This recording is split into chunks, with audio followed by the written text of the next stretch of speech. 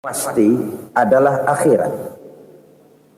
Jika untuk masa depan dunia kita rela memeras keringat, membanting tulang, pergi pagi dan pulang petang, menyimpan uang, menyimpan tanah, menyimpan pabrik, pernahkah kita merenung jika satu saat kiamat datang, kita dibangkitkan dari kubur masing-masing, berdiri di padang mahsyar untuk mempertanggungjawabkan seluruh kegiatan hidup kita di dunia ini, lalu kita akan menuju ke alam akhirat.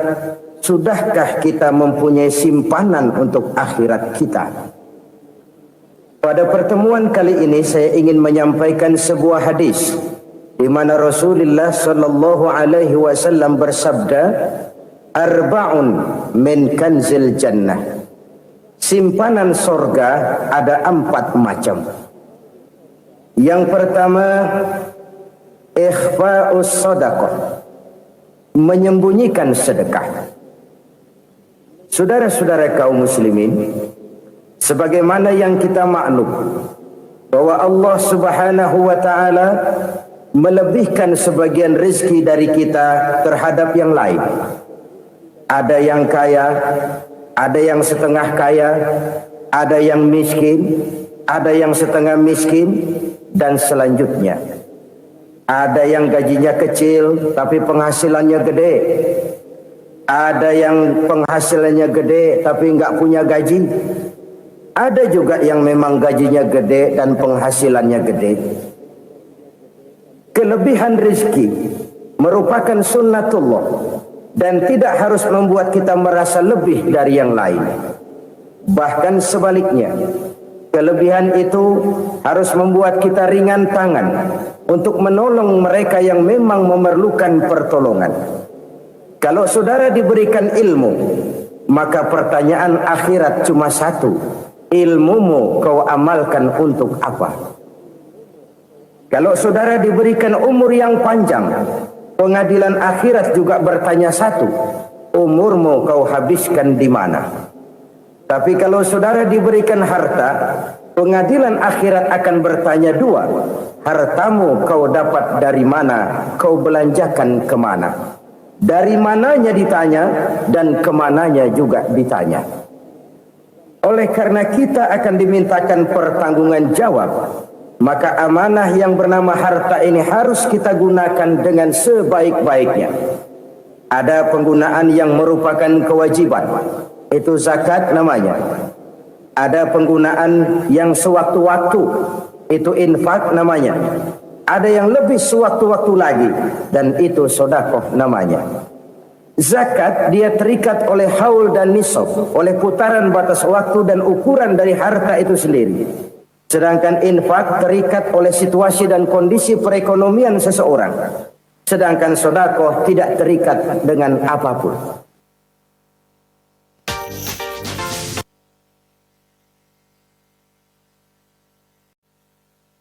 Dalam kondisi seperti apapun kita bisa melakukan sedekah dengan yang terkecil sekalipun.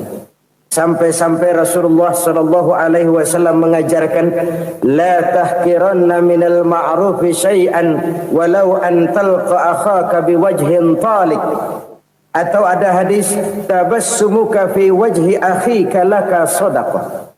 Senyumanmu kepada temanmu adalah sedekah. Jadi untuk melakukan sedekah tidak harus dalam berbentuk uang. Dengan ilmu kita bisa sedekah, dengan tenaga kita bisa bersedekah, dengan pikiran kita bisa bersedekah, bahkan senyum kepada teman itu pun sedekah. Jadi kalau sedekah dengan uang memang belum punya uang, nyengir aja banyakin. Itu asal pada tempatnya, jangan lalu ketemu tiang listrik cengengesan. Tentu tidak pada tempatnya dan tidak wajar. Nah, sedekah yang paling dicintai Allah adalah sedekah yang disembunyikan. Artinya jauh dari sifat riya. Kan kadang-kadang ada orang sedekah itu disebutkan namanya. Apa tidak bagus? Kalau memang niatnya ikhlas, ya bagus-bagus saja. Untuk memberikan sugesti kepada yang lain. Di Fulan bin Fulan nyumbang sekian, diumumkan. Boleh boleh kalau niatnya untuk memberikan rangsangan kepada yang lain supaya dia menyumbang lebih besar dari orang tadi.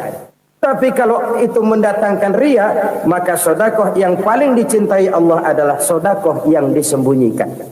Tangan kiri saja tidak tahu apa yang diberikan oleh tangan kanan.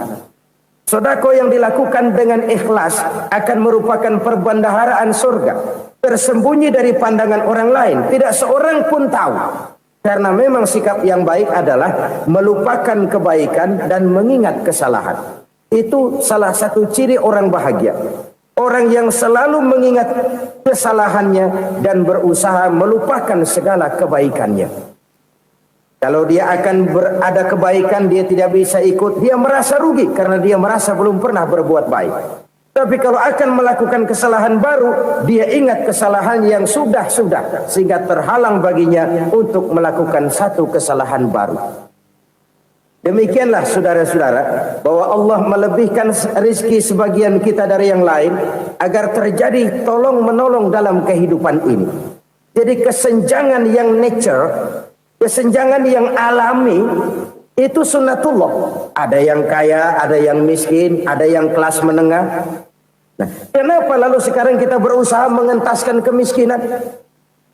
Oleh karena adanya kesenjangan struktural. Kalau yang kaya bisa semakin kaya, kenapa yang miskin tidak bisa naik jadi ikut sedikit kaya? Sebab pada dasarnya Islam adalah agama yang sejak turunnya sudah berupaya memerangi kemiskinan. Bahkan dikatakan kemiskinan itu mendekatkan kepada kekufuran. Orang kalau miskin udah dekat banget sama kafir. Gampang menjadi kafir. Berapa banyak saudara-saudara kita yang oleh karena soal perut, oleh karena soal materi, terpaksa meninggalkan dan menanggalkan akidahnya. Menjual petunjuk yang diberikan Allah dengan kesenangan dunia yang cuma sebentar ini. Na'udzubillah, summa na'udzubillah. Jadi makin kita sembunyikan satu sedekah, semakin banyak perbendaharaan kita di surga. Sedekah yang paling dicintai Allah adalah sedekah yang disembunyikan. Malahan ada seorang sufi, dia punya kebiasaan kalau pergi sholat Jumat dia bawa uang, itu uang dia taruh di bawah tikar masjid. Dia niat sedekah kepada siapa saja yang nemuin itu duit. Maksudnya apa? Supaya yang nemuin nggak tahu siapa yang punya duit. Demikian dia saking ingin menyembunyikan sedekahnya. Karena sifat riya itu bisa memakan amal kita sendiri. Riya itu termasuk menyebut-nyebut kebaikan kita. Orang yang suka nepuk dada, sedikit-sedikit ngitungnya kalau enggak gua. Tuh kalau enggak gua tuh. Tuh yang belah situ kalau enggak gua, kalau enggak gua. Iya kalau enggak lu kenapa emang? Orang yang suka menepuk jasad. Biasanya memang begitu saudara-saudara. Kalau perang lagi berkecamuk, orang nggak sempat ngaku jadi pahlawan. Tapi begitu perang selesai, yang kagak kenal bedil ngaku pahlawan, mas. Itu sesuatu yang biasa. Oleh karenanya, orang-orang yang ikhlas dalam bersedekah, disembunyikannya sedekah itu, Allah cinta betul. Malahan ada hadis memberikan jaminan, inna shadaqatal mar'il muslimi tazidu fil umri wa tadfa'u mitatas su'i. Sesungguhnya sedekahnya seorang mukmin tazidu fil umri, bisa menambah umur panjang. Wa tadfa'u mitatas su'i, dan menyelamatkan manusia dari mati secara su'ul khatimah. Jadi siapa yang kepengen panjang umur, banyaklah sedekah. Yang bosan hidup, pelit terus. Sedekah menambah panjang umur dan menyelamatkan manusia dari mati secara su'ul khatimah. Pak, katanya umur itu nggak bisa ditambah, nggak bisa dikurangin. Kapan? Kalau ajal sudah datang. Wa idza jaa ajaluhum la yastakhiruna sa'atan wa la yastakdimun. Kalau ajal datang tidak bisa dimajukan, tidak bisa dimundurkan. Itu kalau ajal sudah datang. Tidak bisa lagi umur ditambah dikurangi, sudah datang. Tapi kalau belum datang, itu kan haknya Allah. Mau ditambah, mau dikurangi, hak prerogatif Allah. Sebagai pencipta manusia, Allah maha kuasa dan maha mampu. Sedekah ini menambah panjang umur dan menyelamatkan manusia dari mati secara su'ul khatimah. Itu orang mati kan sama ya, kondisinya mati, nggak nafas. Tapi hakikat mati kan lain-lain. Ada yang mati itu husnul khatimah, baik akhirnya. Misalnya lagi ngaji mati, lagi sholat mati, lagi sedekah mati. Ini yang dinamakan dengan husnul khatimah, baik di akhirnya. Sebaliknya ada yang su'ul khatimah, jelek di akhirnya. Ini yang jadi catatan akhir. Lagi nyekek botol, mampus. Lagi banting kartu, modar. Su'ul khatimah, jelek pada akhirnya. Sedekah menyelamatkan manusia dari mati secara su'ul khatimah. Dan kita semua kepengen mendapat husnul khatimah, jauh dari su'ul khatimah. Oleh sebab itu yang bisa menyelamatkan kita dari penyakit itu antara lain adalah sedekah yang disembunyikan, yang dikerjakan dengan ikhlas karena Allah, tidak karena kepengen dipuji orang, tidak karena ingin dikatakan orang pemurah. Sebab orang dermawan itu orang yang memberi tanpa harus diminta. Kalau masih harus diminta, ya belum dermawan namanya, masih harus diminta. Kalau nggak diminta ya tulus, lolos, polos. Saudara-saudara kaum muslimin rahimakumullah. Harta adalah amanat dan akan kita pertanggungjawabkan. Allah melebihkan rizki sebagian kita dari yang lain agar kita saling tolong menolong, bantu membantu. Nabi janjikan siapa yang meringankan beban saudaranya muslim di dunia, Allah akan meringankan bebannya di akhirat nanti. Sebuah jaminan dari baginda Nabi. Si orang yang kita bantu barangkali tidak bisa membalas, Allah yang akan membalas lewat jalan lain yang tidak pernah kita sangka-sangka. Ada orang tanya, Pak, ini ada orang nyumbang masjid sambil marah-marah, bagaimana? Saya bilang sumbangannya aja ambil, marahnya jangan. Marahnya jangan diambil, itu urusan dia. Saudara-saudara kaum muslimin rahimakumullah. Umat Islam ini kan umat yang punya potensi besar. Kadang kita merenung, kenapa kadang-kadang pembangunan masjid kok lambat sekali? Kalau hotel hari ini peletakan pertama, bulan depan peresmian. Supermarket hari ini peletakan batu pertama, minggu depan peresmian. Tapi kalau sudah yang namanya masjid, kadang-kadang peletakan batu pertama sekaligus jadi batu terakhir. 3 tahun, 4 tahun, campur nebar jalak di jalanan, duit dijaring kayak ikan sepat. Apa tidak ada orang Islam yang kaya? Banyak. Apa tidak ada pengusaha muslim yang jadi konglomerat? Ada. Lalu yang belum banyak itu yang komit terhadap nilai-nilai agamanya. Akhirnya kita jatuh jadi umat yang lemah. Belum ada pengusaha konglomerat muslim buka pabrik supermi cap beduk misalnya umpamanya atau pabrik kecap cap sorban supaya identitas keislamannya sedikit kelihatan. Kita jatuh jadi umat yang lemah karena potensi tidak terinventarisir dengan baik. Kita ini ibarat kompor yang cuma matengin nasi orang lain. Potensi kita dimanfaatkan oleh orang lain. Ukhuwah Islamiyah kita baru terbatas kepada silaturahmi. Ukhuwah di bidang ekonomi kita lemah, ukhuwah di bidang kebudayaan kita lemah, apalagi ukhuwah di bidang politik kita lebih rapuh lagi. Padahal ukhuwah itu adalah totalitas kehidupan manusia, menyangkut ipolek sosbud. Memerlukan nilai-nilai ukhuwah itu. Jadi oleh karena itu mari kita menyadari di dalam harta kita, walaupun kita yang cari pergi pagi pulang sore peras keringat banting tulang, di sana ada harta anak yatim, di sana ada hak masjid, di sana ada hak pesantren, di sana ada hak jihad. Berbahagialah seseorang apabila dia oleh Allah dijadikan keran.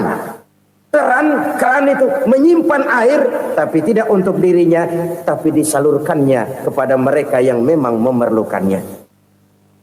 Saudara-saudara kaum muslimin rahimakumullah, ini yang pertama. Jadi perbendaharaan surga adalah menyembunyikan sedekah. Orang lain nggak tahu, kita pun nggak pernah ngitung-ngitung. Kita anggap lewat begitu saja, padahal itu deposit akhirat. Satu. Yang kedua, perbendaharaan surga itu apa? Wa kitmanul musibah, menyembunyikan kesulitan. Kadang orang takut menghadapi kesulitan, tapi makin kita merenung, hidup ini kan sebenarnya urusan. Takut sama urusan, ya jangan hidup. Tandanya orang hidup itu kalau punya urusan. Urusan melupakan problem. Problem sering menimbulkan kesulitan. Kesulitan bukan untuk ditakuti, tapi untuk diatasi dan dicarikan jalan keluarnya. Siapa sih orangnya yang nggak pernah sulit-sulit? Makin tinggi status sosialnya, makin gede urusannya. Makin tinggi kualitas imannya, makin berat tingkat kesulitannya. Cuma memang yang namanya enak itu seperti pelangi. Biang lala itu nggak pernah di atas kepala kita, di atas kepala orang melulu. Lo sih enak lo, kata kita. Dia juga bilang, yang enak kan lo. Pelangi itu nggak pernah di atas kepala kita.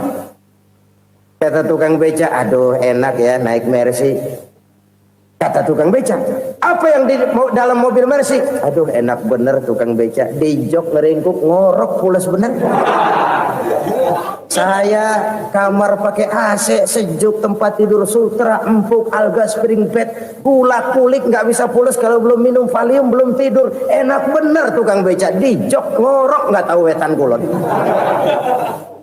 Si tukang beca bilang yang di Mercy enak, yang di Mercy bilang tukang beca enak. Inilah enak, nggak pernah di atas kepala kita, di atas kepala orang lain melulu enak itu. Nah, saudara-saudara, yang merupakan perbendaharaan surga itu orang yang bisa menyembunyikan kesulitan, baik pribadi ataupun rumah tangga. Nih terutama rumah tangga yang jadi soal. Kadang-kadang kita ini kalau senang, sebaliknya kalau senang kita diam, kalem aja, cuek. Banyak banget duit kita bawaan, diam aja udah. Malah ketemu orang takut. Tapi begitu susah, sekampung tahu. Padahal Nabi mengajarkan perbendaharaan surga itu menyembunyikan musibah, menyembunyikan kesulitan. Kalau enak, cerita sama orang-orang. Kalau nggak enak, rasain sendiri, tekan sendiri, atasin sendiri. Kita kan sebaliknya. Senang kita diam, asal lagi susah, paling tidak kita nyari teman buat cerita kesusahan. Siapa orangnya yang nggak pernah susah? Cuma soalnya bagaimana kita mengatasi kesusahan itu sendiri. Begitu juga misalnya kalau orang sudah berumah tangga, itu orang tuanya harus menjadi tempat dia cerita yang enak-enak saja. Yang nggak enak rasain berdua, selesaikan berdua, atasin berdua. Jangan dibalik. Asal senang diam, giliran susah aja. Maknya laporan. Terbalik. Bisa menjaga security informasi. Maka nama bayam keluar diam, malah seluitan. Enak amat lo makan daging ayam. Security informasi. Saudara-saudara kaum muslimin rahimakumullah, ujian yang terberat itu yang pernah diberikan kepada para nabi, para rasul, para aulia, para ulama. Makin tinggi keimanan, makin berat bentuk kesulitan. Ayo saya kemukakan satu contoh saja. Ada seorang nabi yang kaya, nabi kaya, namanya Nabi Ayub. Iblis kalau orang begini kan keki, ibadahnya rajin, kaya. Nih yang kayak begini susah digodain. Kalau ibadahnya rajin, miskin, kali bisa disogok. Sini imannya mantap, ibadahnya rajin, kaya, nabi lagi. Oh, tapi namanya iblis, nggak kurang akal. Laporan, Tuhan, kenapa iblis? Ya ini bahasa saya, bahasa Qur'annya sih nggak gitu. Itu hambamu yang namanya Ayub, dia rajin ibadah cuma karena dikasih kaya aja. Coba kasih miskin dia, berhenti dia sembahyang. Ah, kamu bisa aja. Saya tahu Ayub itu hambaku yang ikhlas. Saya buktiin Tuhan, silahkan. Dibuktiin lah, iblis turun ke alam ini. Yang mula-mula dia lakukan, dia rusak sawah ladang Nabi Ayub. Dia binasakan binatang ternak Nabi Ayub. Sehingga dalam waktu singkat jatuhlah Nabi Ayub dari orang paling kaya jadi orang paling miskin. Beliau masih ibadah di mihrab dalam masjid. Datang iblis. Saudara Ayub, ya. Lagi ngapain? Ibadah. Nyembah Allah, nyembah Allah. Oh, percuma. Kenapa? Tuhan yang ente sembah nih, dia udah bikin miskin ente. Sawah ladang ente hancur lebur, binatang ternak binasa. Sekarang ente jadi orang paling miskin. Ngapain nyembah Tuhan kayak begitu? Tekor. Udah berhenti dah ibadah, berhenti ibadah. Ini iblis sama Tuhan lapornya lain, yang dikerjakan kepada Nabi Ayub juga lain. Benar begitu iblis kata Nabi Ayub? Iya, sawah ladang saya habis, buras. Binatang ternak saya binasa, binasa. Saya miskin, bangpak. Apa jawab Nabi Ayub? Bukan innalillahi, ini hebat. Alhamdulillahillazi a'tani wa akhadha minni. Segala puji bagi Allah yang telah memberikan harta kepada saya dan sekarang mengambilnya lagi. Alhamdulillah. Allah yang ngasih, Allah yang ambil. Itu mah urusan Allah. Iblis cuman ibadah jalan terus. Sujud lagi Nabi Ayub. Iblis seleher gondok banget. Dasar Nabi nggak mempan dia apa-apain. Miskin malah alhamdulillah. Allah yang ngasih, Allah yang ambil. Jadi kalau kita tidak komit, kita tidak terikat kepada kaya, miskin, senang, susah, apa yang bisa bikin kita susah? Jadikan kekayaan, kemiskinan, jadikan senang, susah sebagai anak buah yang bisa kita atur. Jangan kekayaan ngatur kita, jangan kemiskinan ngatur kita. Kita yang harus mengatur mereka. Senang, susah, kaya, miskin, bahagia, sengsara, jadikan itu anak buah yang bisa kita atur. Kalau sekarang kita kaya, lain saat boleh jadi kita miskin, semiskin-miskinnya. Allah yang ngasih, Allah yang ambil. Tenaga mana yang bisa menghalangi? Ibadah jalan terus. Iblis makin gondok. Dasar Nabi loh. Akhirnya apa? Nabi Ayub dikerjain, diberikan penyakit. Demikian fatal penyakitnya itu. Bayangin, udah miskin sakit. Masya Allah. Miskin sakit. Sakitnya nggak lama, kira-kira 16 tahun. Istrinya 3, 2 mental minta ceraiin. Ngerawatin laki bengek begini. Senang belum tentu, susah udah pasti nih. Cerai aja, cerai dah. Cerai. Tinggal satu Siti Rahmah yang setia menemani beliau. Sesetia-setianya hati perempuan. Satu saat Siti Rahmah bilang, "Bang, iya, abang kan Nabi bang. Lalu namanya Nabi kan doanya jarang meleset bang. Maksud kamu minta kenapa sih sama Tuhan biar abang sembuh baik dah bang?" Siti Rahmah, iya. Saya sakit berapa tahun sih dah? 16 tahun bang. Sebelum ini saya sehat berapa tahun? Ya kira-kira 60 tahun bang. Nah coba ente banding-bandingin Rahmah. Saya dikasih sehat 60 tahun. Dikasih sakit 16 tahun. Sudah nggak sabar. Mau doa kepada Allah minta sembuh. Saya malu. Malu kepada Allah. Diuji dengan yang luar biasa seperti ini, tidak mengganggu stabilitas kehambaannya. Dia tetap menghamba kepada Allah Subhanahu wa ta'ala. Saudara-saudara kaum muslimin rahimakumullah. Kunci menghadapi kesulitan itu apa? Allah jelaskan dalam satu ayat, wa basyiris sabirin alladzina iza asabathum musibah qalu inna lillahi wa inna ilaihi raji'un. Gembirakan orang-orang yang sabar. Siapa mereka itu? Yang apabila mendapat musibah mereka kembali kepada keyakinan dasar, segalanya dari Allah dan segalanya akan kembali kepada Allah. Ini konsepsi dasar dari sikap muslim dalam menghadapi berbagai kesulitan. Segalanya dari Allah, segalanya akan kembali kepada Allah.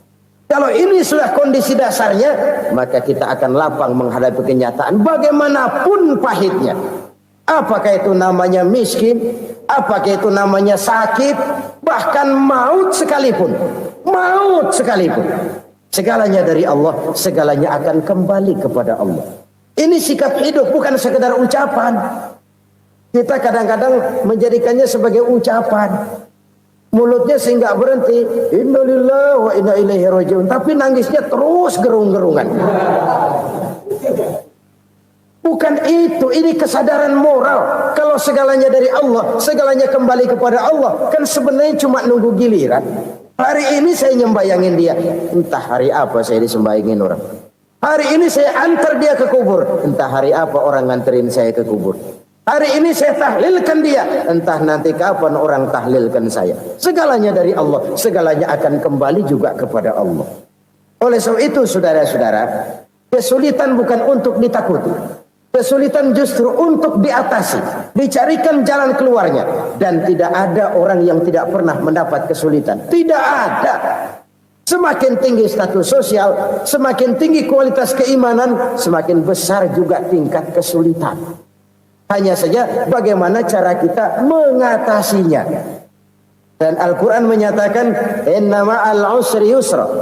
Di balik kesulitan itu pasti ada kemudahan. Roda itu berputar. Karena itu Rasulullah sallallahu alaihi wasallam mengingatkan kepada kita, ta'arraf ila Allah fir raha ya'rifka fis syiddah. Ingatlah kepada Allah di waktu kamu senang, supaya Allah ingat kepada kamu di waktu kamu susah. Kalau waktu senang kita ingat kepada Allah, kita susah, Allah tidak akan meninggalkan kita.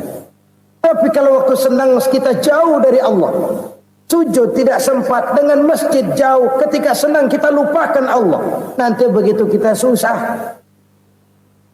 Allah lupakan kita. Dan itu menyakitkan. Oleh karena itu orang-orang tua kita dulu bilang, kalau lagi sehat ingat-ingat lu bakal sakit nanti. Kalau lagi kaya ingat-ingat satu saat kita bakal jatuh miskin. Bahkan kalau lagi muda ingat-ingat kita bakal tua. Dan yang terpenting, kalau lagi hidup ingat-ingat kita bakal mati. Saudara-saudara kaum muslimin rahimakumullah. Jadi yang kedua yang merupakan perbendaharaan surga, menyembunyikan musibah. Sudah perkara bagaimana prospek hari yang akan datang, bagaimana akhirat tidak jadi persoalan. Ini yang oleh Nabi diperingatkan, ad-dunya sijnul mu'min wa jannatul kafir. Dunia adalah penjara bagi orang beriman dan surga bagi orang kafir. Dulu di zaman Belanda hadis ini pernah disalah tafsirkan, disalah artikan, digunakan sebagai senjata untuk mengkebiri dan membuat impoten umat Islam. Sudahlah umat Islam gak usah macam-macam, kata Belanda. Dunia ini kan penjara buat orang Islam, surga buat orang kafir. Di penjara jangan bertingkah.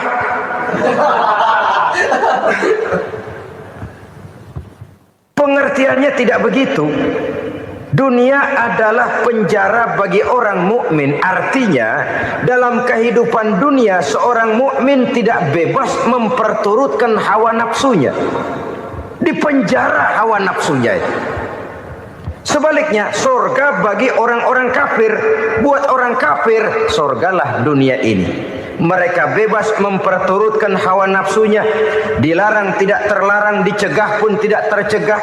Mereka hidup menurut alur bisikan nafsu mereka sendiri. Kemudian bila ajal datang, maut merenggut nyawa, selesailah surganya sampai di situ. Kehidupan dunia seorang mukmin tidak bebas memperturutkan hawa nafsunya. Di penjara hawa nafsunya itu. Sebaliknya surga bagi orang-orang kafir. Buat orang kafir surgalah dunia ini. Mereka bebas memperturutkan hawa nafsunya, dilarang tidak terlarang, dicegah pun tidak tercegah. Mereka hidup menurut alur bisikan nafsu mereka sendiri. Kemudian bila ajal datang, maut merenggut nyawa, selesailah surganya sampai di situ. Maka bagi orang-orang yang tidak percaya kepada adanya akhirat, kepada adanya alam gaib, surganya sebatas umurnya.